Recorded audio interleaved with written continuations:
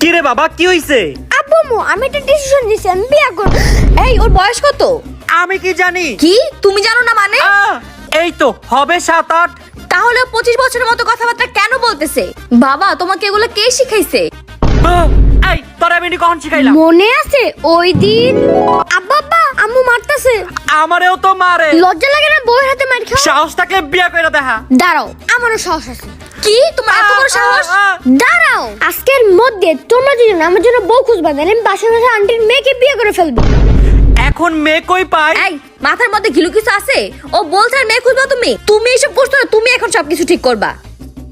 বুদ্ধি পাইছি। তোমাকে বিয়ে করে আমার লাভটা কি হইছে? এর চেয়ে ভালো বিয়ে নাই করতাম। হ্যাঁ তোমাকে বিয়ে করতে আমার খুব লাভ হয়েছে, ফালতু কোথাকার। তোমার মতো মেয়েরাই পারে ছেলেদের জীবন নষ্ট করতে। তুমি তো আমার জীবন ধ্বংস করে দিছো। আমি বিয়ে করবো না বাবা। ইয়ে